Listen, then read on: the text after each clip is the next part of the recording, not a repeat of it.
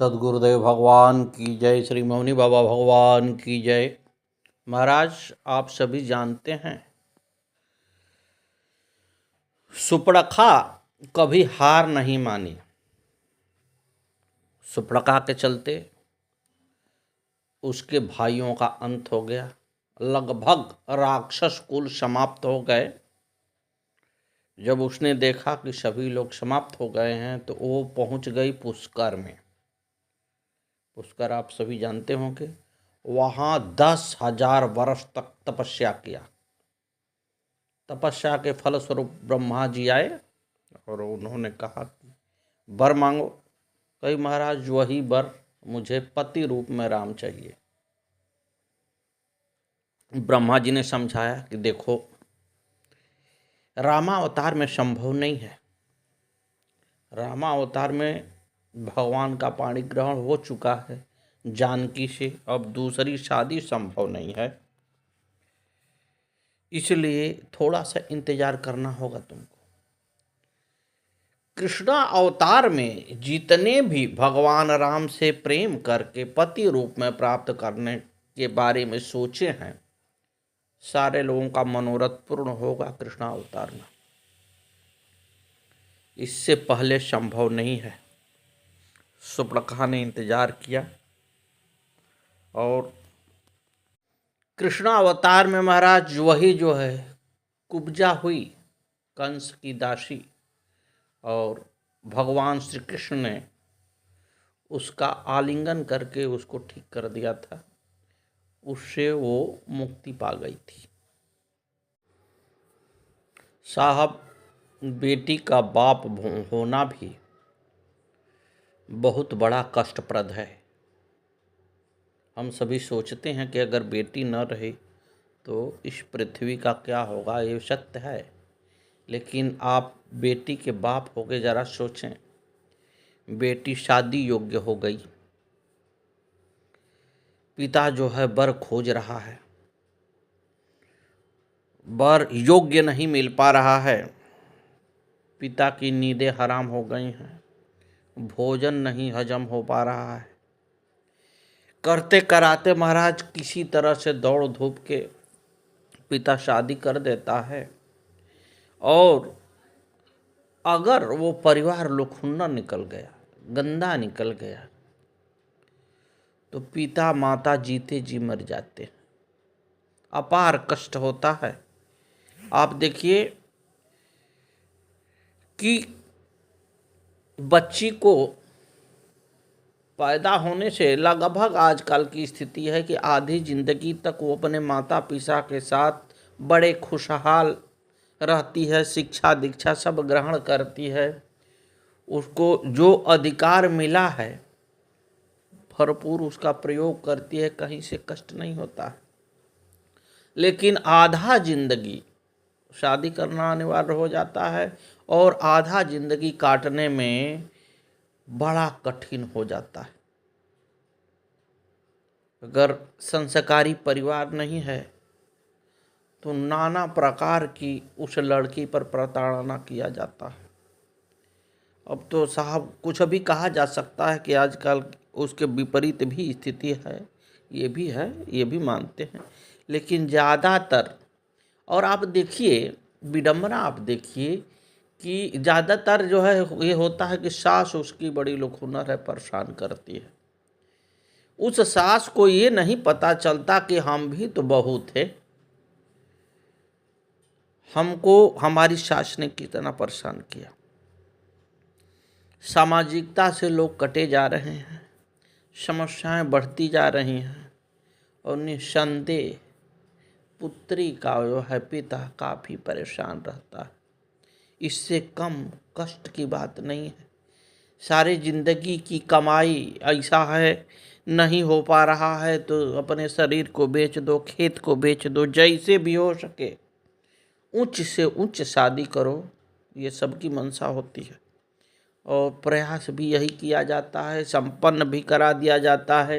लेकिन अफसोस कि आप जहाँ शादी करेंगे, अगर वो परिवार समझने लायक नहीं है, नहीं समझ पाता है, तो कितनी बड़ी विपदा आन पड़ती है, कितनी रुलाई आती है उस माता पिता को कि हम तो सब कुछ अपना बर्बाद करके इसका शादी किए और परिवार ऐसा निकल गया। और उस परिवार को भी एक बार सोचना चाहिए कि वो लड़की सब कुछ अपना त्याग के आपके पास आई है, उसका भी सम्मान होना चाहिए।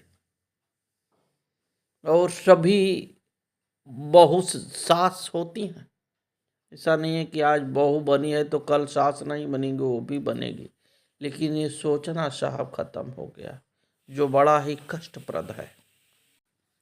गुरु नानक देव सदमार्ग पर चलने का उपदेश देते देते एक गांव में पहुंचे। अनेक व्यक्ति उनकी ख्याति सुनकर उनके सत्संग के लिए आए। उन्होंने सभी को एक परमात्मा में विश्वास रखने, भगवान का नाम निरंतर जपते रखने तथा ईमानदारी का जीवन जीने का उपदेश दिया। कुछ भक्तजनों ने उन्हें बताया कि गांव के सामने ही पहाड़ी पर एक आश्रम में ऐसा साधु रहता है जो पूर्णता को प्राप्त हो चुका है। कहा जाता है कि उसके दर्शन मात्र से व्यक्ति के तमाम पाप धुल जाते हैं। नानक ने तुरंत एक आदमी से खबर भिजवाई कि वह पंजाब से आए हैं और उस साधु के दर्शन कर पूर्णता प्राप्त करने के गुर सीखना चाहते हैं। उस फकीर ने एक प्याले को पानी से लबालब भरा और उसे नानक जी को उपहार में भिजवा दिया। साथ ही कहलवाया कि जैसे पानी से भरा यह प्याला पूर्ण है, उसमें एक बूंद पानी भी नहीं आ सकता, वैसे ही मन को पूर्ण बना लो। नानक जी ने चमेली का एक छोटा सा फूल तोड़ा और उस प्याले में डाल दिया एवं वह प्याला फकीर को भिजवा दिया। फकीर ने प्याले के पानी में फूल तैरता देखा तो दौड़ता हुआ नानक देव जी के पास पहुंचा। उनके पैरों में गिरकर बोला, सोचता था मैं इस प्याले की तरह पूर्ण हो गया हूँ। आपने इसमें फूल तैरा कर मेरा अहंकार दूर कर डाला। वास्तव में कोई कभी पूर्ण हो नहीं सकता।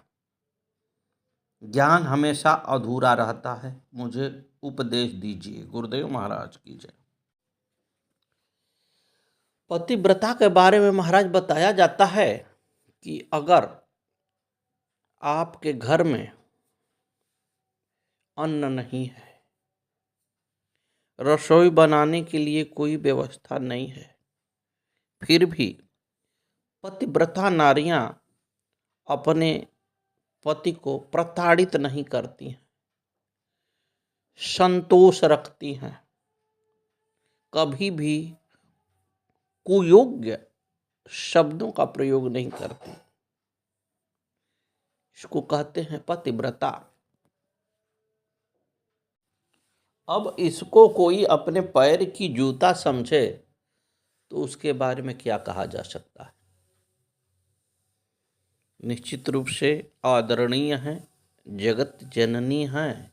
ये जगत जो है जैसे पृथ्वी माँ से चलता है ना, उसी तरह माताएं हैं।